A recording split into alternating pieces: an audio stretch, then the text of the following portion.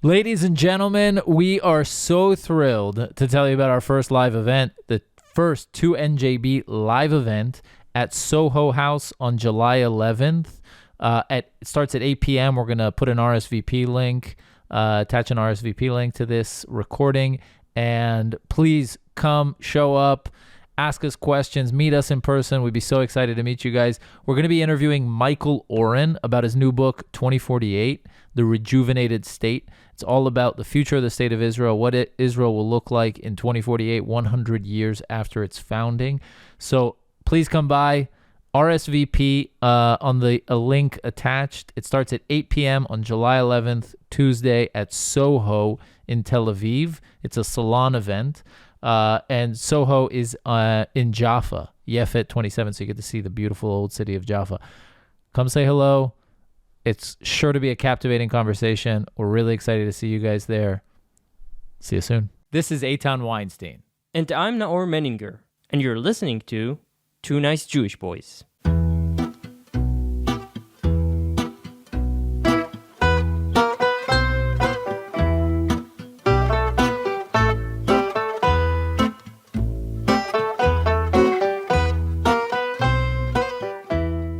It's easy to forget, but we recently had yet another mini war with Gaza.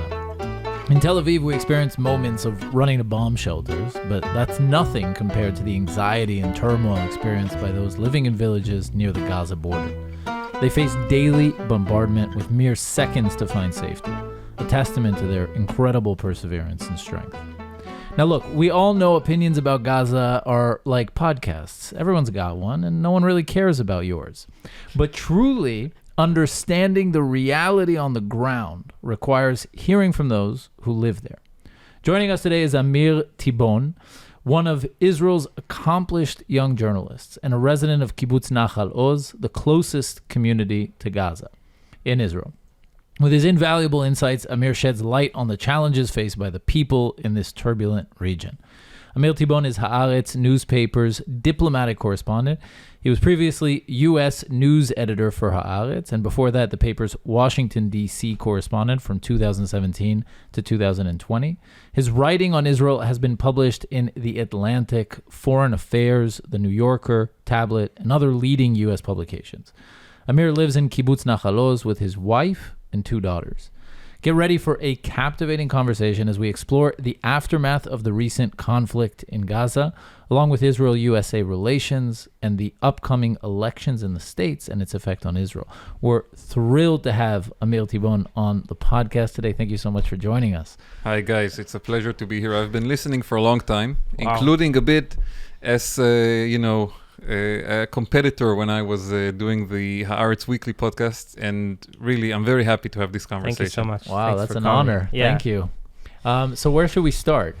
How did the war go for you? The last round, you mean the fighting with the Islamic Jihad? Yeah. What was it in April? Yeah. I don't know if I even call it a war. It was 5 days. It started in the middle of the night. Around 2 or 3 in the morning, we were sleeping, and we suddenly hear these huge booms that wake us up. When you live in the Gaza border area, and Miri, my wife, and I, we've been living there on and off, you can say, for it's going to be 6 years now. We had a bit of an adventure in the U.S. in the middle. We can talk about that later. But when you live in that area, you learn to distinguish whether it's us bombing them or them bombing us, just from the sound. And we realized that this time it was us bombing them, and that it was a retaliation for the events that happened a week before when they were bombing us. And when you live in that area, you develop a sense of understanding when it's just like a one-thing day, and it's going to be, kind of. And basically, you have to shelter a bit and stay close to the whether it's the safe room in the house or shelters that are spread throughout the community, but you can stay home. Or it's going to be a week-long event, and then you have to leave, because with 2 young children, our older daughter is 3 years old, there's nothing you can do with them in that kind of situation. There are 7 seconds between the launching of a rocket or a missile or a mortar from Gaza and the time you have to be in shelter in Kibbutz Nahal Oz. 7 seconds is the official version. Sometimes you hear the boom and then there's a siren that goes off. There's nothing you can do with kids in that kind of situation. You have to evacuate. And so we packed our bags in the middle of the night. By the morning, we were ready to go. We went to relatives here in the beating heart of Israel, in Tel Aviv. And we stayed for most of the fighting, waited for it to be over. By the time we got back, I have to say this round was easier than previous ones. I compare it to Guardian of the Walls in 2021. That was, I think, a 10 or 11 day affair. And the community was bombarded constantly during the fighting. And it was much more difficult to come back to normal life. This time, 4 or 5 days, a bit like the events we had in the summer of 2022. You remember the Breaking Dawn operation? That's how it was called, I think, under Yair Lapid. Also an easier experience. And of course, the most difficult one you can compare to is the war in the summer of 2014, Protective Edge. That was a 60-day affair. Yeah. So in our part of the country, 4 or 5 days, it's okay. We'll get through it. But you weren't living there in 2014. I moved there with Miri in the summer of 2014, immediately after Operation Protective Edge. Basically what happened, if you want to get the full story, I was covering that was really a war, and I was covering it on the ground quite a lot. I was at the time working for Walla News. I was not at Haaretz yet. And I was a diplomatic correspondent like I am today, flying with the Prime Minister to the White House and the UN and things like that. But I always had an attraction to places where more interesting things happen. I've been over the years to Syria and Ukraine and the Kurdish areas. And so obviously when a war was raging, an hour's drive from Tel Aviv, and that's how much it takes from Tel Aviv to Nahal Oz when there's no traffic. I mean, if I got out of your nice apartment here right now and got in my car and drove to Nahal Oz, if there's no unusual traffic, it would take an hour and 10 minutes. So obviously I had to go there and cover it. And I was living in Tel Aviv at the time. And what happened during that summer, I really became captivated with the place and I kind of fell in love with it. There was a bit of a challenge because I by the end of the war, I really felt like I wanted to move there. And Miri and I, as many couples in Tel Aviv, always had this dream about one day moving to a smaller community and, raising our kids in a place closer to nature. A lot of people talk about it, but actually doing it is complicated. When that war was over, I told her, listen, now there's an opportunity. A lot of these communities on the Gaza border lost population after the war because people didn't want to stay there. It was 60 days of fighting. It was hard. Specifically in Nahal Oz, there was a terrible tragedy. A 4-year-old child was killed in one of the last days of the fighting, Daniel Tregerman. It was a very famous story at the time. And the communities were eager for young couples to move there. And I told her, this is our chance to actually do it and move to a kibbutz, a beautiful green place with a sense of community, and actually not too far from Tel Aviv. It's not like moving to the Golan Heights, where it's a 3-hour drive. There is a train station in Sderot, which is the largest town in the area, and it's an hour on the train to Tel Aviv. And I'm very lucky that Miri said, okay, let's try it. She's an adventurous person. We moved there a month after the war was over. Everybody thought we were crazy. I mean, our friends in Tel Aviv thought we were crazy. Our new friends in the kibbutz thought we were crazy. I have to say, with a perspective of 2023, almost 9 years later, I think it was a mistake. No, I think we were crazy. Well, maybe crazy, but I think people realize today that it actually makes a lot of sense as well. Really? Yeah, and I think 2 things contributed to it. Number one is the housing crisis in Israel, because you see that more and more people are moving to our part of the country. There is a boom, not from Gaza, but a boom on the Gaza border, a real estate boom. I mean, if you come to Sderot and Netivot, the 2 towns in this area, we're talking about thousands of new apartments being built every year. And if you come to the kibbutzim, the moshavim, the smaller communities, there's a waiting list everywhere today for houses, including in Nahal Oz. There is a waiting list today of families who want to join this kibbutz that is 800 meters from the border with Gaza and officially the most bombarded community in Israel. And people want to come there and raise their kids there. How do you explain it, though? So part of it, first, I think, is really the housing prices, which are very different than here in Tel Aviv. But a second more important part, I think, is the sense of community. And that got strengthened a lot during COVID. Now, if I want to connect it to our personal story, so we came there summer of 2014.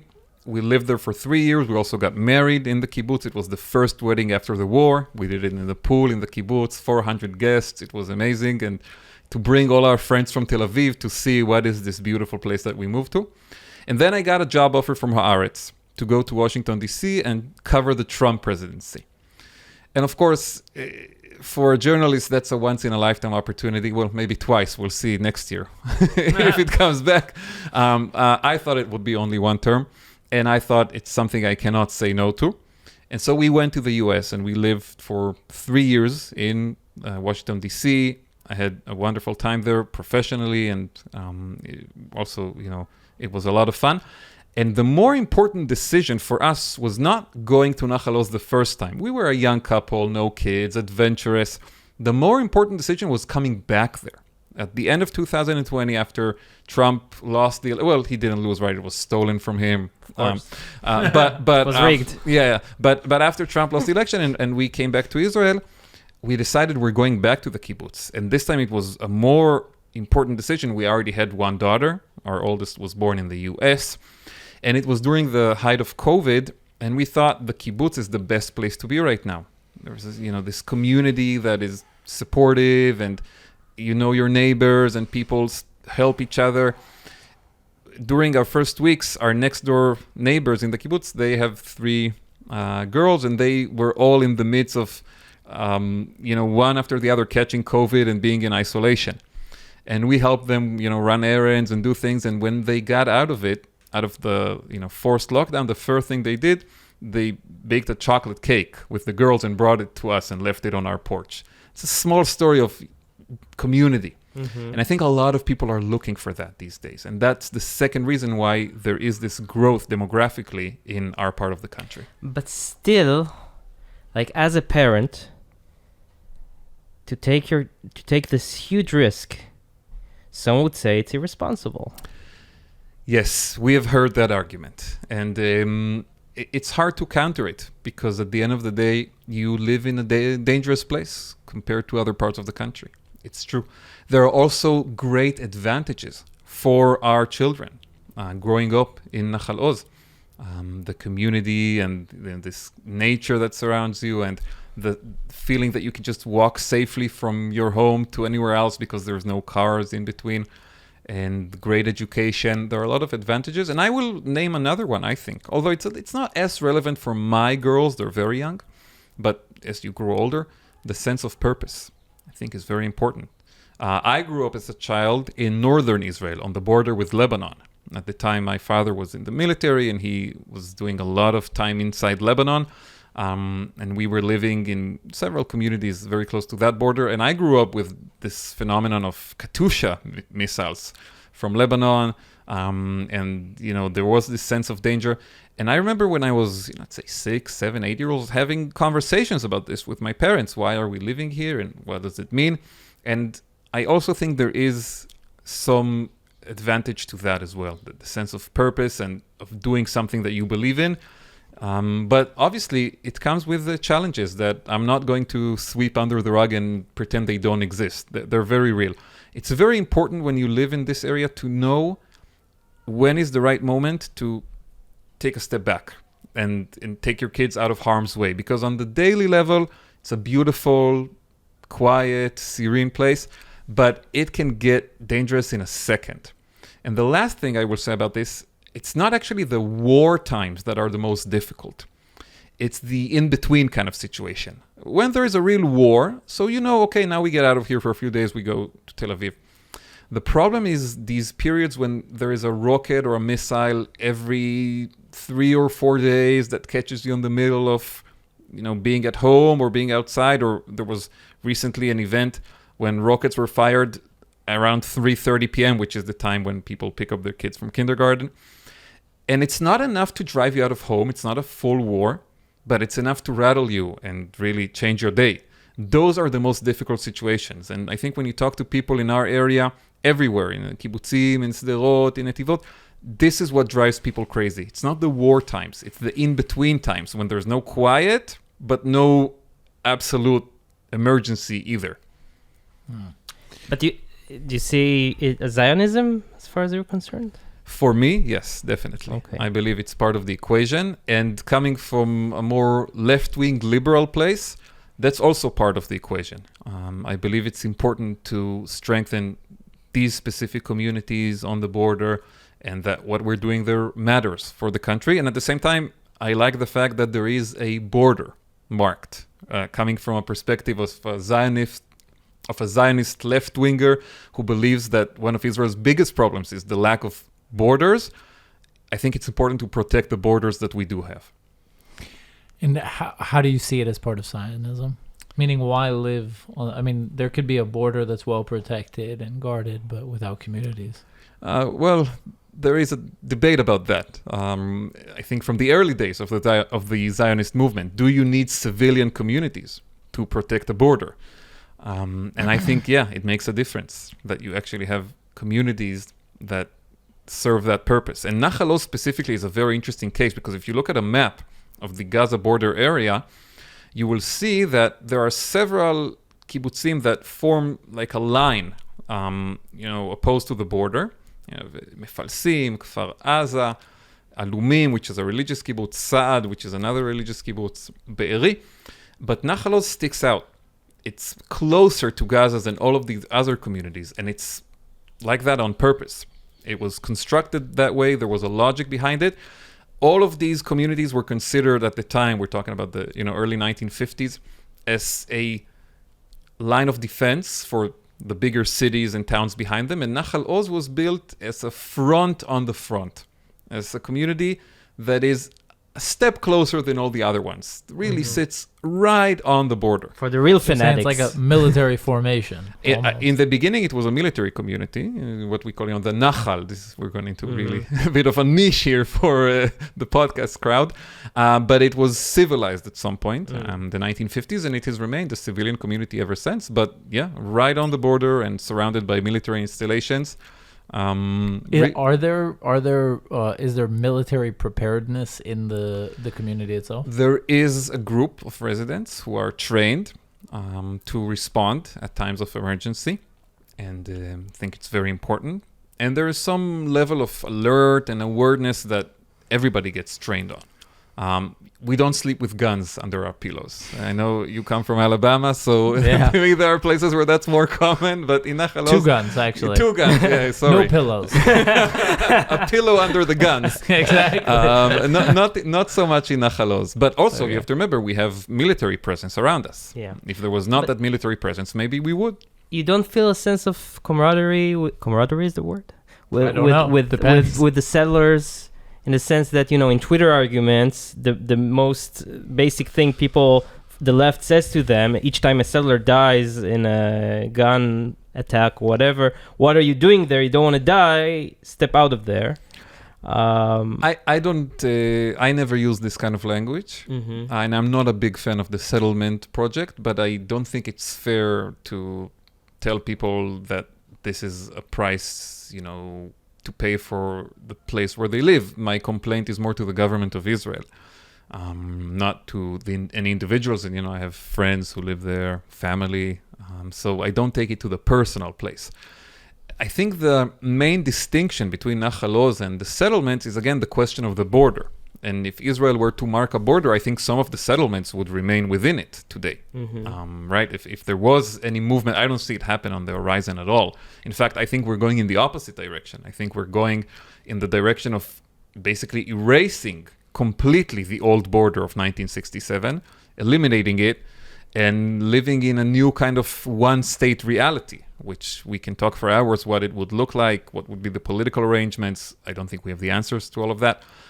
But if we were to mark a border, I think then some of the settlements would perhaps share more with Nahal Oz. Today, it's a very different situation. And also, you have to remember, Nahal Oz is located opposite the Gaza Strip, not inside the Gaza Strip, right?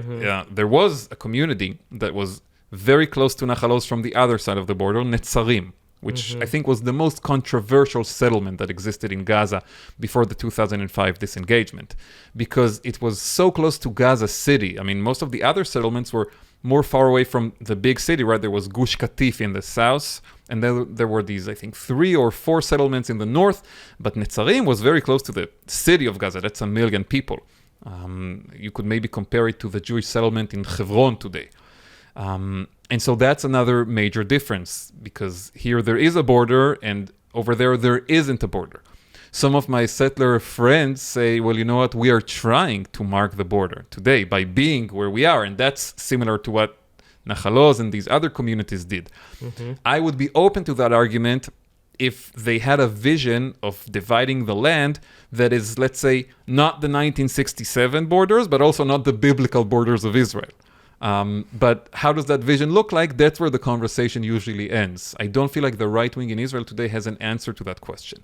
The left wing has an answer. It just, maybe it's not relevant anymore, but at least it has an answer. The right wing doesn't really have an answer to that question. What should be the borders and the arrangements? But how many people were living in the Gaza Strip that had to be evacuated in 2005? This engagement was 8,000 people who were evacuated. In the West in Bank, the West Bank, we were talking about much larger numbers. And again, that is after you calculate in the fact that most of the larger settlements will remain, and that you'd have to evacuate, what, 200,000? Well, 250? there are different numbers. I think it's much less. I think you could draw a reasonable map where it would be 100,000, but still that's a much larger number than what we talk about in the disengagement. It would be much more difficult.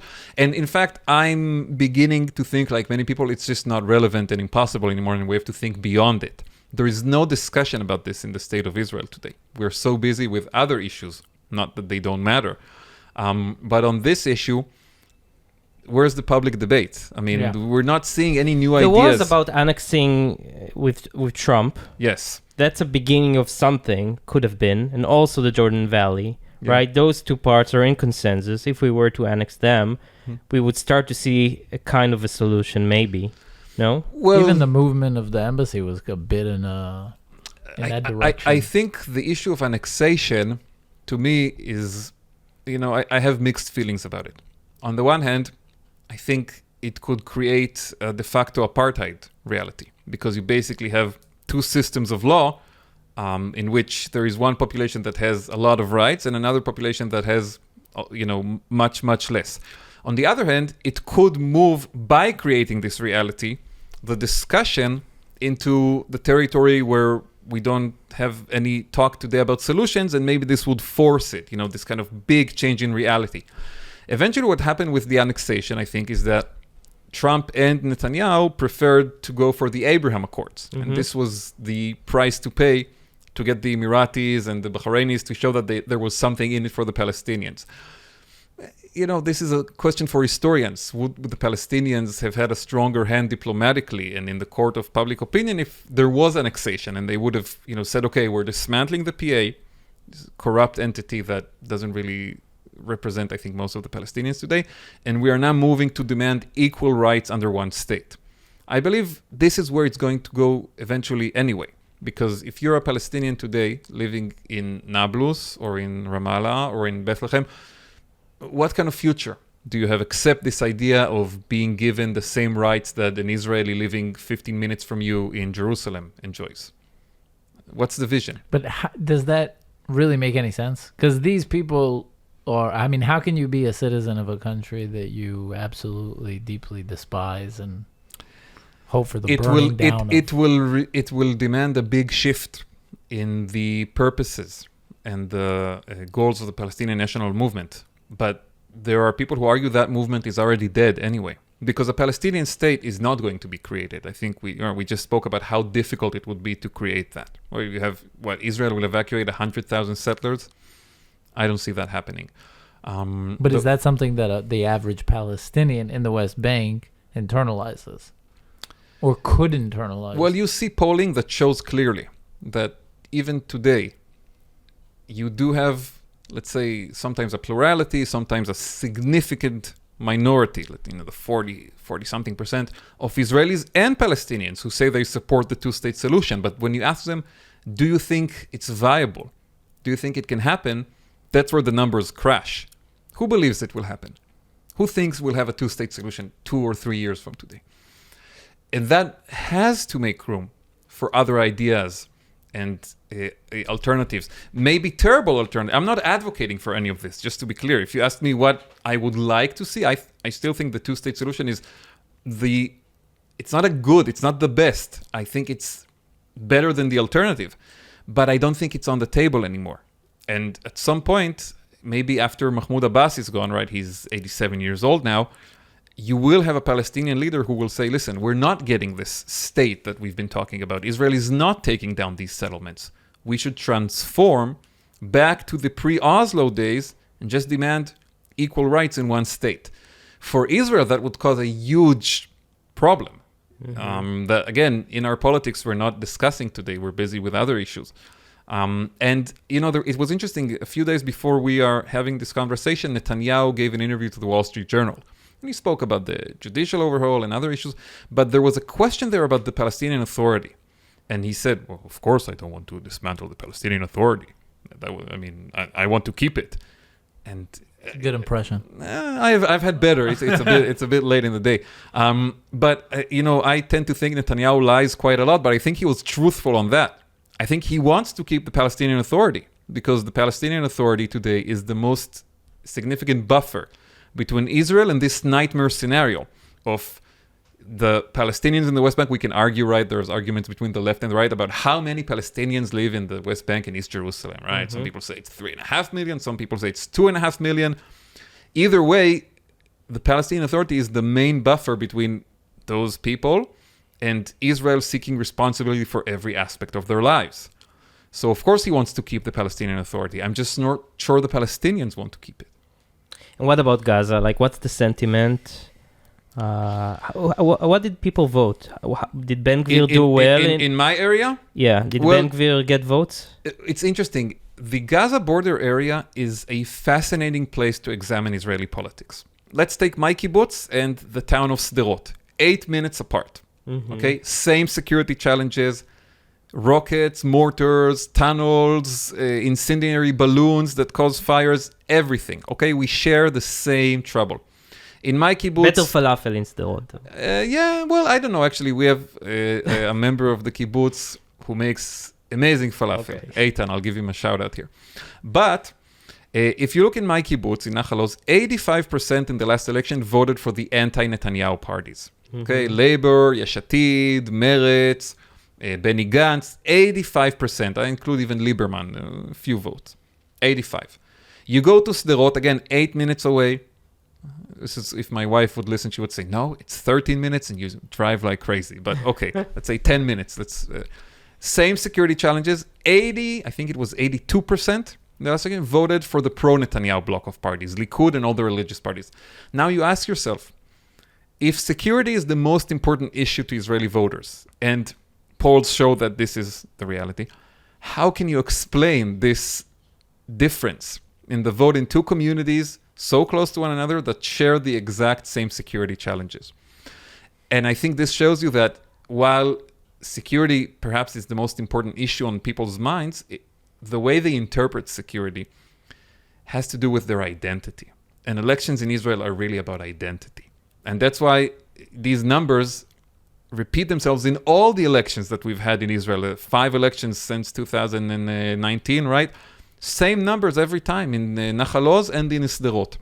And it shows you the power of identity and religiosity as the real deciding factors, in my opinion, in the Israeli electorate. And how do you, for example, perceive the problem of Gaza? Actually, as a lefty, so I'll tell you something. Actually, so there are all these, forums and groups that meet from the kibbutzim and from Sderot or Netivot in our area, where you have very right-wing people and very left-wing people. Again, Bibi voters and anti-Bibi voters. When you start to talk about the practical questions of how to deal with Gaza, a lot of times you would be surprised that on that people actually agree. Like, you will find people in Sderot who vote for, maybe not Ben Gvir, but for Netanyahu or for Shas, and will say, I'm not opposed to giving them meaning Gaza, a seaport. Because if it will create a better economy there and there will be more for Hamas to lose, maybe it will serve our interests. There has been no opposition in the entire Gaza border area on the Israeli side to the fact that first the Bennett government and then the Netanyahu government continued it, has been allowing, I think, something like 15,000 day workers from Gaza to come every day into Israel, work mostly in construction in, Ashkelon area. Some of them go even to Tel Aviv, and they come back at the end of the day to Gaza. You did not see people from the more right-wing parts of our area come and demonstrate in front of the Erez border crossing against this policy. There was debate about it in the right. No, there was debate about it, but you didn't see that it was animating. And the Israeli right wing knows how to demonstrate. We saw that during the Bennett government when you had people coming every week to the houses of the different government ministers. Nothing not on this. That many. I mean, how many? Listen, it was enough to break the spirit of some of these ministers and eventually cost Bennett the government. But on this issue, I agree there's been debate about it on the right wing, but I didn't see any real strong opposition, and Netanyahu is continuing it. He's been in power half a year. That's enough time to reverse a policy if you think it's bad. And so on the issue of Gaza, I think there is this consensus in our area that sometimes you have to use military force. Like the flip point of that is that during the military operations, you don't see a lot of the left-wing people in our communities demonstrating against the military. Even under Netanyahu now, you didn't see people come and say, "Oh, Bibi is only doing this because he wants to kill the protests against the judicial overhaul." People realize that this is a security issue that needs to be dealt with, at least in our area. But doesn't it just goes to show that no government really has done something how would I say it? Like something used That's enough force, that can solve the decisive enough, exactly, to tackle this. Otherwise, you would see the left. You know what I'm saying? But everything was in consensus. We didn't flatten the neighborhood. Well, yeah, but I think on the other hand, if you go back to protective edge, a lot of force was used back then, and it was close to 60 days of war. How many people died? In Gaza? Yeah. Close to 2,000. And it's nothing. It's a nothing burger. Well, I obviously disagree. And of course. And I think at the Trying to provoke you here. No, it's fine. Listen, you're gonna need a lot more. But I think at the end of the day, we've seen historically in Israel's wars with mightier Arab enemies than the organizations in Gaza, that there's always a limit to force. And Israel, as a country that relies on American support and wants to be part of the West, is not going to do the kind of things that Itamar Ben-Gvir promised his voters during the election, which is that for every rocket fired from Gaza, we'll fire 40 or 50 back, right? Or we'll have 40 or 50 people killed there. And still, the force that Israel does use in Gaza is disproportionate to the, other side's abilities. Everybody knows that. I mean, at the end of the day, in the last round of fighting, there was one Israeli citizen who was killed, an 80-year-old woman in Rehovot, who was killed in her home from a rocket that was launched from Gaza.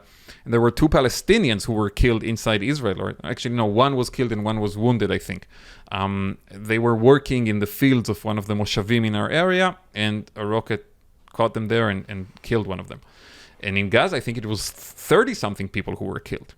I mean, that's completely disproportionate. I'm not saying that as something that is bad about Israel or, the fault of the IDF, but it's just reality. No, but it's not disproportionate in the sense of the risk that, they're shooting rockets at Israeli citizens, then Israel must respond. I agree to that. The precision and the care taken, meaning they shoot rockets like this, everywhere. They're shooting in the dark, and Israel tries to hit specific targets. targets. I agree. All that is true. So I think maybe we should match their carelessness. So my view of that, putting aside the morality, which I think is a very serious argument, and even putting aside the diplomatic issues and international legal issues, I just don't think it would work. I mean, if you look at what's happening in Syria, for example, where you've had this civil war with these atrocities going on, and how many people are killed? What is 200,000, 300,000, an entire country destroyed, and no end in sight to that? I just don't think that the idea that we'll just use an extreme and more extreme level of force is going to solve this. I believe that there has to be another leg to this, which is diplomatic, which is economical, which is creating incentives And to if keep... it fails? Oh yeah, you want to have a diplomatic leg, but you have to come to the table with some kind of, it's like entering a negotiation without an alternative. No, I think the alternative is clear because the situation in Gaza is dire. It's not like people in Gaza. There is a very, very small segment of the population that lives in relative welfare, and you can see there are even pictures of like nice houses on the beach and stuff like that. But most of the population is extremely poor, has no future. It's a very young area, right? It's 2.2 million people, and I think we're talking about 70% unemployment among people in our age group under 40. I think it's not going to get better if it's just about the amount of force that Israel uses. I don't know. I think people who are in a dire situation need to lose a lot more in order to make them feel it.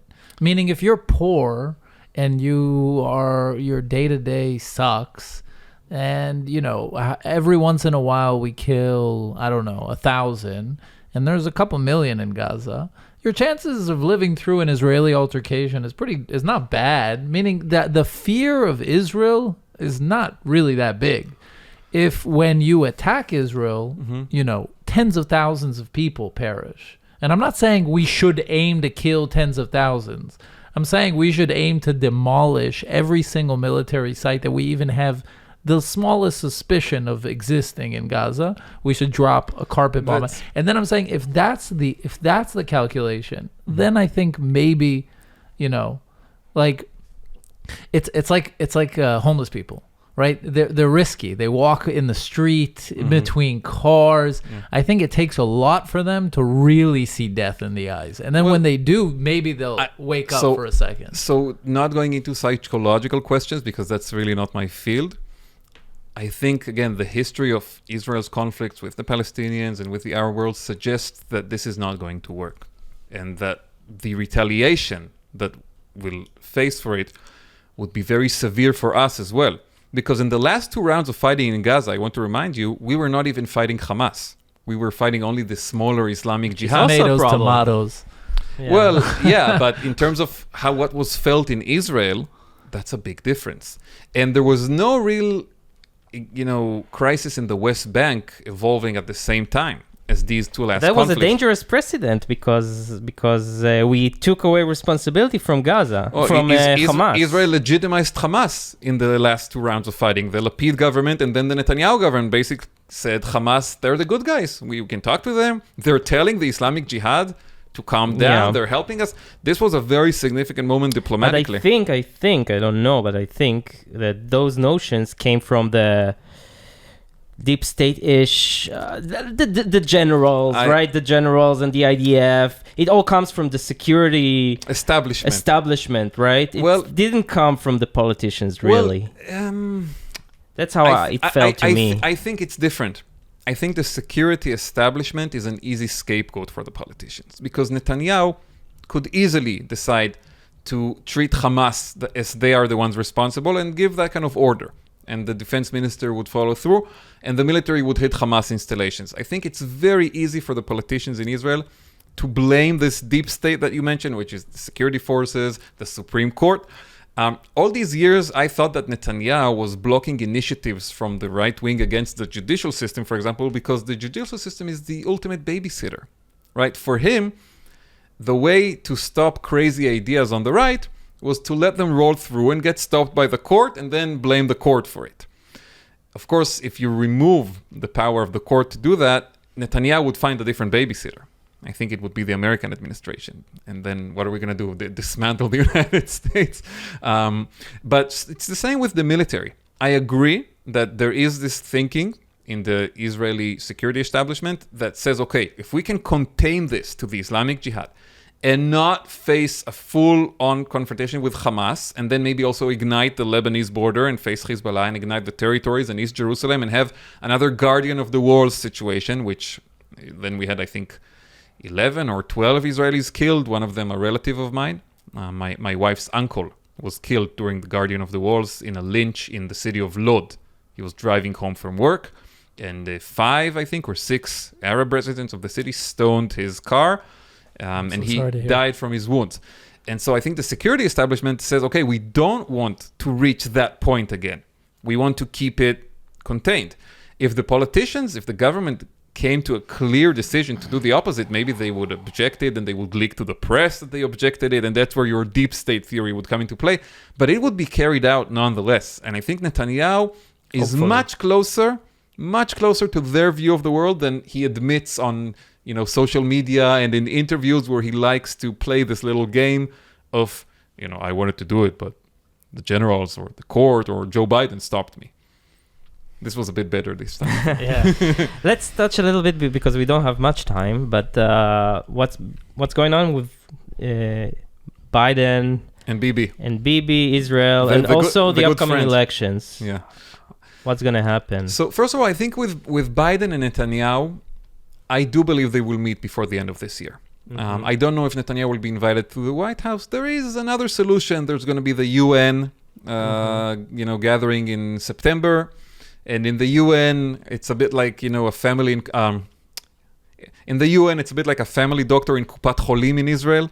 Right, in the afternoon, the doctor sits in his or her office and they see this endless stream of parents coming with their kids. This one has something in their nose and this one got a scratch in the yard and whatever. So Biden's going to be sitting in some hotel room or maybe at the American embassy to the UN, and this endless stream of leaders are going to come and meet him. So maybe Bibi will be one of them, and that will kind of solve the issue. And at some point, he'll fall asleep.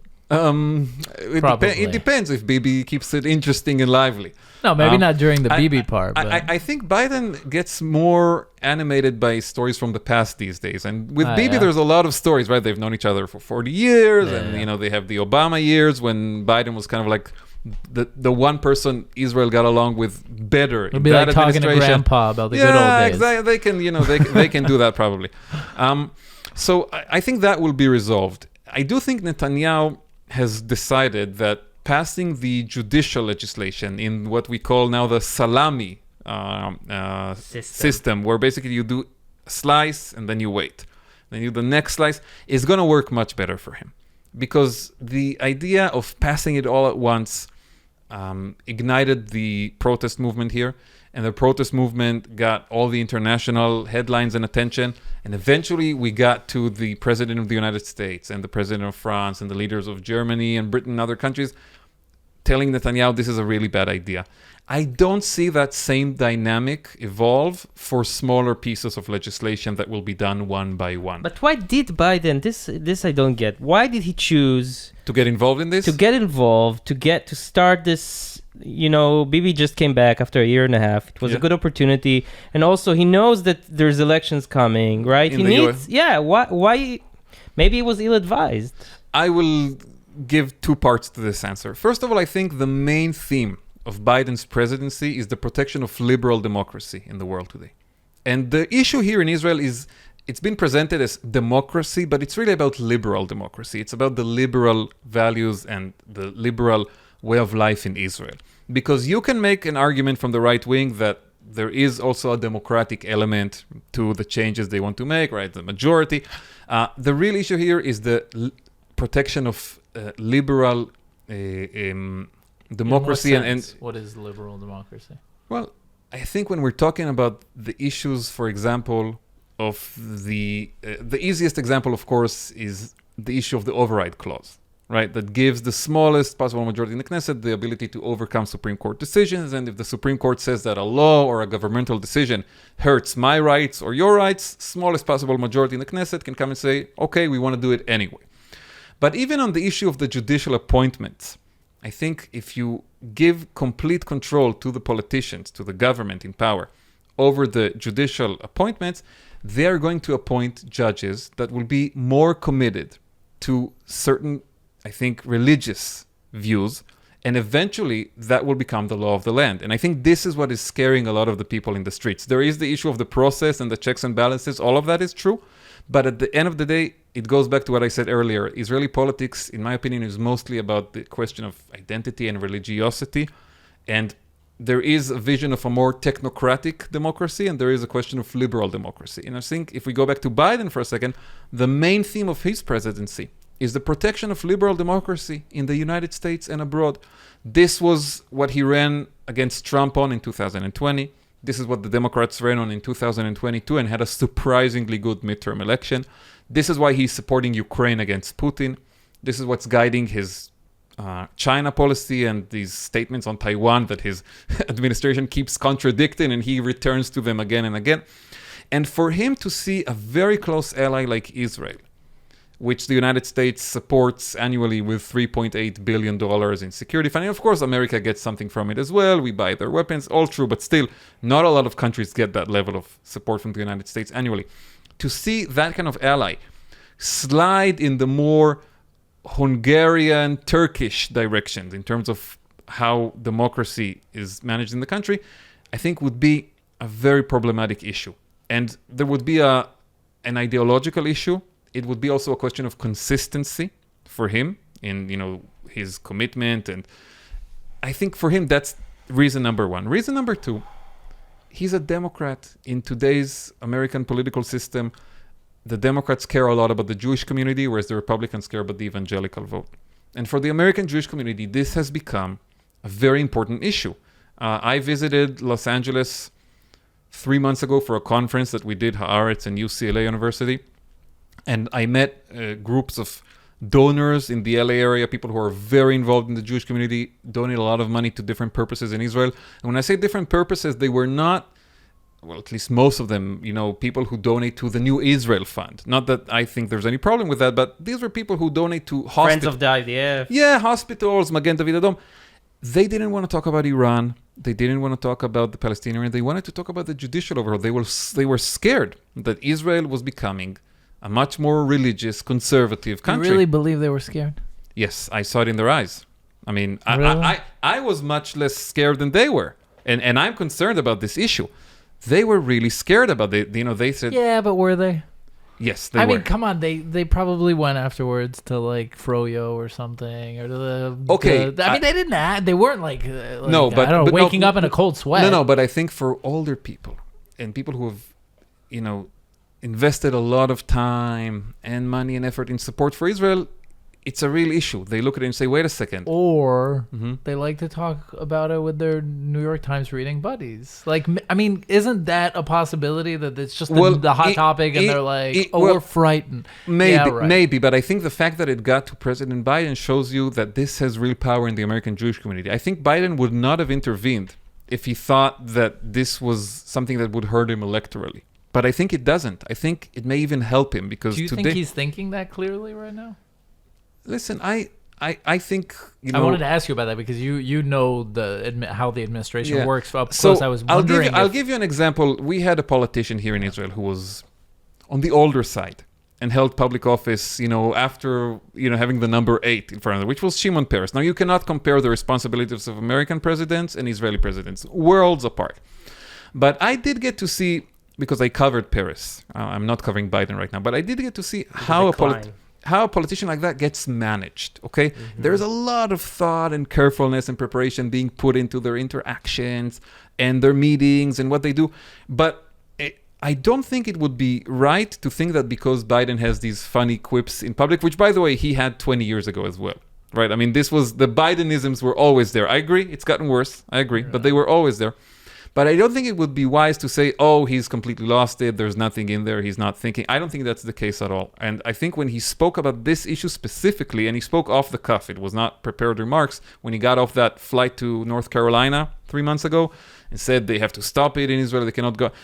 That was actually a bit of a younger Biden than you see in some of his speeches today on internal issues in America. I think he gets that, this is important to a segment of his voters and donors, and people who are influential in the Democratic Party. And I don't think he's going to lose any votes because of it. I think in today's political reality in the U.S., yes, if Biden took, a much more severe step against Israel, like, I don't know, cutting military aid, he would lose some Jewish votes over it. But criticizing Netanyahu does not cost you in the American Jewish community today, and maybe even helps you. Yeah, no, absolutely. Do you think that he's going to debate in the upcoming elections? Let's see if he runs, first of all. I know that they say he's running. I'm not 100% convinced that. Let's see if he that's walks. That's really. Listen, I think if you're in the shoes of this administration and tomorrow morning the president says, I'm not running for re-election, he immediately becomes a lame duck for the remainder of his term. If they keep saying he's running, so, the lame duck thing gets pushed off, and they wait and see what happens on the Republican side. If it's Trump, maybe they run just because the hatred for Trump in certain parts of the population are so strong, and the memories of, the last months of his presidency are so bleak that Biden can, win Slide. it. Yeah, without debating, with just saying, listen, I mean, you could say, what's the point in debating, right? We had 3 debates last time. Nothing has changed. I'm the same Biden. He's the same Trump. The voters will decide. I think if it's a different candidate, then Biden will have a real dilemma. I mean, if you have a young, DeSantis or, I don't know who else is realistic. I don't know, Nikki Haley. Pence, yeah. So, the ramifications are so huge that maybe there will be pressure on him to quit. Whereas if it's Biden and Trump, I think maybe they say, we can just slide this one. Wow. Well, it's bound to be interesting. Yeah. Oh, we'll have to do another episode. Okay. Yeah, we'd love it. Is there a chance that you'll fly out? I'll probably be there for part of the campaign. I mean, Yeah. Listen, we had, our 3 years in the US. It was amazing. It was a wonderful time. But now we're here and, very, very have our feet, deep in the mud of the kibbutz. But I do want to go there for the campaign and cover what's going to happen. And I think if Trump runs again, it's going to be as crazy as 2016. and I Even was there. crazier. I was there for the last 2 weeks of that election, and I even made money because I put a bet with a close friend, another journalist, that Donald Trump is going to win. Wow. My friend said, "Can we? No fucking way." And does that pass on your Yeah, podcast? that passes. And he had to buy me a steak dinner in New York afterward. Many people lost Wow. Yeah. But those days. But right? 2020, I was convinced he was losing, I have to say. I mean, 2020, I really thought, because I was there and I was traveling in the country, and I just felt like, what happened during COVID and his response. Without COVID, he would win, probably. Maybe. It's hard to say what if, but I think COVID really hurt him, not just because of what happened. I mean, there are some leaders who actually benefited from COVID, like Netanyahu in the beginning. Later, COVID hurt Netanyahu too, but I think in the beginning, Netanyahu, really took that opportunity and said, I'm going to play the responsible adult now and tell you on live television every evening how to brush your teeth and how to wash your hands. But Trump looked so unserious, and he could not recover from that. Okay. It was really fascinating. You're going back to Nahal Oz now. We really appreciate that you came. My pleasure, It's not guys. obvious. Anything Although it makes sense that you'd want to get out of there. Any excuse. Do you still have cheder ochel and all that The stuff? kibbutz is mostly privatized, but Okay. what does happen is once a month on Friday night, there is like a, Friday dinner, like in the good old days in the cheder ochel, in the dining room, where everybody comes together and it's the most fun in the world. You guys go? Yeah. of Every course. Friday? It's Oh, not that's every, it's awesome. once a month. It's once a month. Okay. And on holidays, it's all celebrated together. So there is still this very strong sense of And there's a community. pool. Oh my God, of course. Come Yeah. on. That's why we really live there. In Yeah. the last second of the podcast, the truth comes out.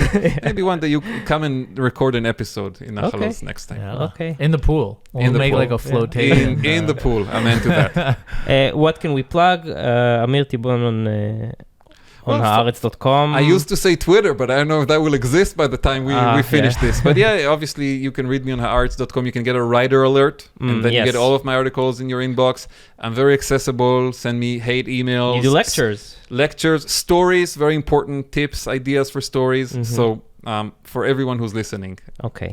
Amir Tibon, A-M-I-R, Tibon, T-I-B-O-N. Exactly. Not T-Bone. You can. That's fine as well. I had a lot of that in the US. Yeah. I took it in a good way. Thank you so much for coming. Thank we really you guys. appreciate it. Pleasure. Bye, guys. you. See Bye. you next time.